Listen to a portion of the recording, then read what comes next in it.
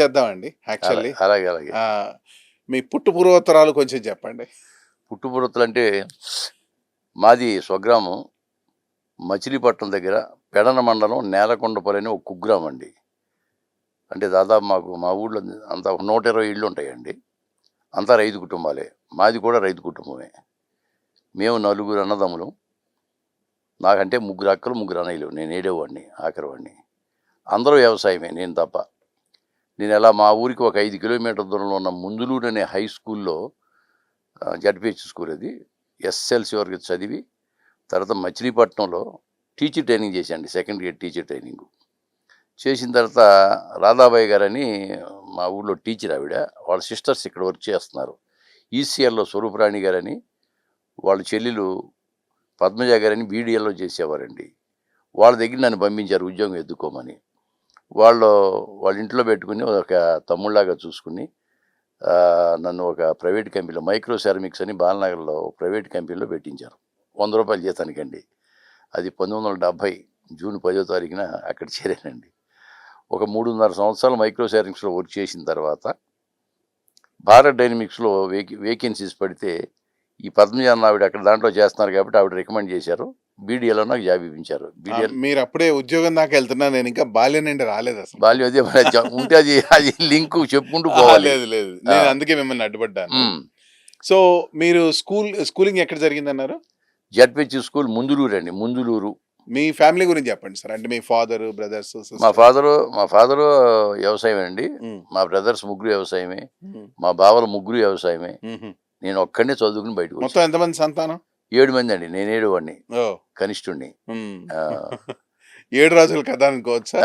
7 రాజుల కథ కాదు కానీ అందులో 3 ఆడవాళ్ళు ఉన్నారు కాబట్టి. అదే ఓకే. సో చిన్నప్పుడు మీరు బాగా అల్లరి చేసేవాళ్ళ? బాగా చేసేవాళ్ళం అండి. ఎందుకంటే మాకు హై స్కూల్లో చదివే ఫ్రెండ్స్ చాలా మంది ఉండేవాళ్ళు ఊళ్ళో. ఆల్మోస్ట్ మేము ఊరంటే మేము ముందు హై స్కూల్కి వెళ్ళి 5 కిలోమీటర్లు అండి.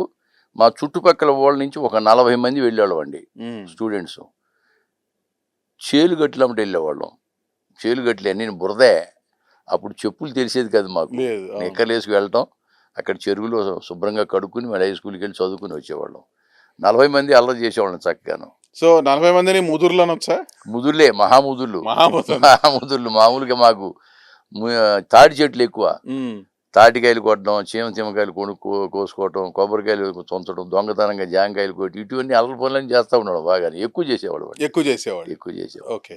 సో చిన్నప్పుడు మీకు బాగా స్కూల్లో ఇప్పటికీ గుర్తుండిపోయే స్నేహితులు ఎవరైనా ఉన్నారా? గుర్తుండిపోయే స్నేహితులు అంటే ఉన్నారండి. టచ్లో లేరు. మధ్య మధ్యలో ఎప్పుడన్నా ఫోన్లు చేసుకోవటమే. టచ్ అవసరం లేదు, జస్ట్ మనసుకి గుర్తుగా ఉన్నారు. మా ఊరి వాళ్ళే ఉన్నారు. ఒక విశేషం ఏంటంటే ఈ మధ్య మా ఊరు నేలకొండపల్లి అనే విలేజ్ అండి. మా ఊరి పేరు. అయ్యప్ప స్వామి విగ్రహం ప్రతిష్ఠ చేశారు. అయితే మొత్తం బంధువులందరికీ మెసేజ్లు పెట్టారు. అందరికీ మా ఊళ్ళో ఉన్న బంధువులు కానీ ఆడపడుచులు కానీ అందరూ మొత్తం వచ్చేసారు ఆ విగ్రహ ప్రతిష్ఠ. కానీ దాదాపుగా మా ఊరంతా జనాభా 500 మంది, కానీ 5000 మంది జనాభా వచ్చారండి. 60 సంవత్సరాల క్రితం మేము కలిసి తిరిగిన ఫ్రెండ్ మాంకాళరావు అని, మొట్టా మాంకాళరావు, అతను సర్కిల్ ఇన్స్పెక్టర్ చేసి రిటైర్ అయ్యాడు. వాడు 60 సంవత్సరాల తర్వాత కలిసాడు నన్ను. అది నాకు మర్చిపోలేను. క్లాస్మేటే, మా క్లాస్మేటే. సో మీకు బాగా గుర్తుండిపోయే ఫ్రెండ్స్ కూడా ఉన్నారు. మిమ్మల్ని బాగా బాధ పెట్టిన ఫ్రెండ్స్ కూడా ఏమైనా ఉన్నారా? బాధ పెట్టేది నేను ఎవరైనా బాధ పెడితే కదా. క్లాస్ లోనే లేదు. మీరంటే పడనే వాళ్ళు ఎవరైనా ఉన్నారా? లేదు, ఇంతవరకు అటువంటి క్లాస్ లో అయితే ఎవరు లేరు. అసలు అక్కడే కాదు, హై స్కూల్ అని కాదు, ఇంతవరకు కూడా నాకు అటువంటి ఫ్రెండ్స్ ఎవరు తగలేదండి. ఓకే. లేదు, మీకు అసలు అటువంటి వాళ్ళే తగలేదు? లేదు. మీరు ఆత్మీయంగా చెప్పాలన్నారు. ఓపెన్ హార్ట్ ని చెప్తున్నా, ఓపెన్ గా చెప్తున్నా. బ్రహ్మాండంగా అదే కావాల్సింది మాకు.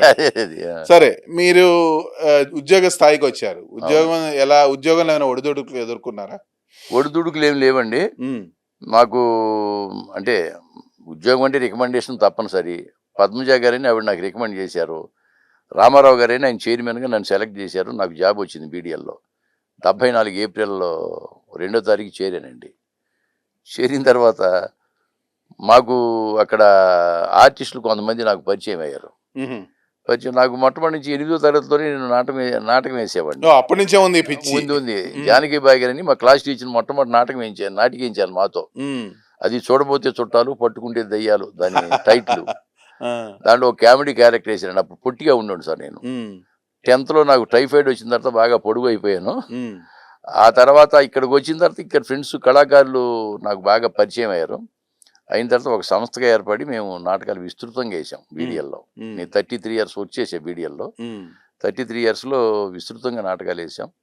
దాదాపుగా నాకు ఒక 200 అవార్డ్స్ వచ్చి ఉంటాయి అన్ని రంగాల్లో, ఇంక్లూడింగ్ నంది అవార్డులు సహా. ఆ విధంగా నాకు నటన రంగం సాగిందండి. నటనలో మీరు ఎప్పుడు ఎంటర్ అయ్యారు సార్? ఫస్ట్ సినిమా రంగంలో? నేను సినిమా రంగంలో అంటే 1987లో చైతన్యం అని ఒక సినిమా డైరెక్ట్ చేశారండి సత్యమూర్తి గారు, జి సత్యమూర్తి. ఎలా ఆయన పరిచయం ఎలాగంటే, సత్యమూర్తి గారు తోడల్డ్ గారు మురళీమోహన్ రావు గారని, అడపా మురళీమోహన్ రావు గారని నాకు మంచి ఫ్యామిలీ ఫ్రెండ్. నాతో వచ్చేసేవాళ్ళు బీడిఎల్లో.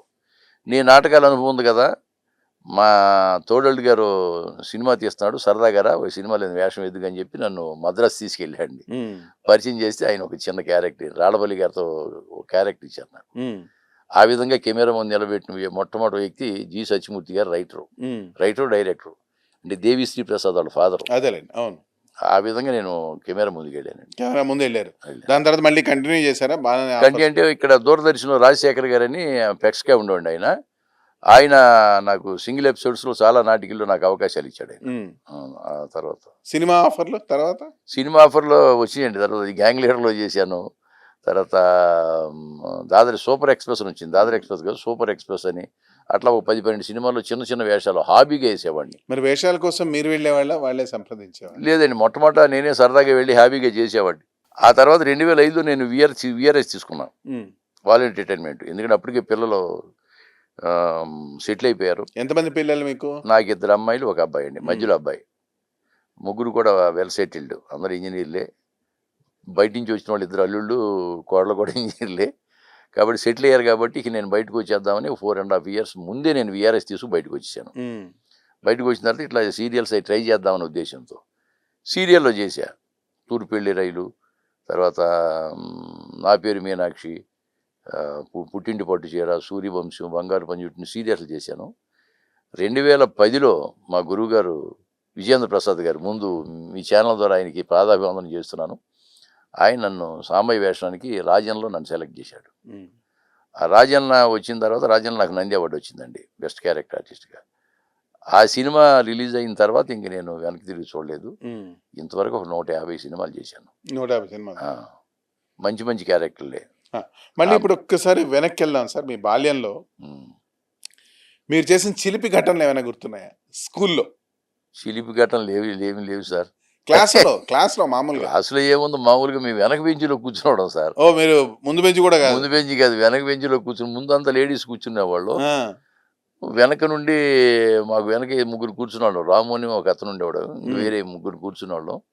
మాకు అప్పుడు సంగీతం పాటలు అంటే ఇష్టం. ఏదో పాటలు పాడుకుంటా టేబుల్ మీద వాయించుకుంటూ పాడుకుంటూ ఉండేవాళ్ళు. మాకు దగ్గరలో మామూలుగా మామిడి చెట్లు ఉండేవండి హై స్కూల్ దగ్గర. మామిడి చెట్లు, తర్వాత వేరుశెనగ పంట ఉండేది. దొంగతనంగా వెళ్ళి ఆ మామిడికాయలు కోసుకొచ్చేవాడు అండి. ఇంటి దగ్గర నుంచి వచ్చేటప్పుడు అది కారం ఉప్పు తీసుకొచ్చేసి ఒక ప్యాకెట్లో అది వెనక కట్ చేసి ఆ ముక్కలు ముందు లేడీస్కి ఇస్తూ ఉండేవాళ్ళం. ఒకటిగా వాళ్ళు ఇలా చేయి చాపేవాడు వెనక నుంచి, చేయి చాపితే వెనక అందిస్తూ ఉండేవాళ్ళు. అది తెలియనితనం, అది అంతను. అప్పుడు సరదాగా అనిపించేది, సరదాగా ఉండేది. వాళ్ళు థ్యాంక్స్ రా అంటూ ఉండేవాళ్ళు. వాళ్ళకి ఇస్తూ ఉండేవాళ్ళం. ఎందుకంటే వాళ్ళు థ్యాంక్స్ చెప్తుంటే మాకు రోజు కోసుకొచ్చి ఇస్తూ ఉండేవాళ్ళు వాళ్ళకి.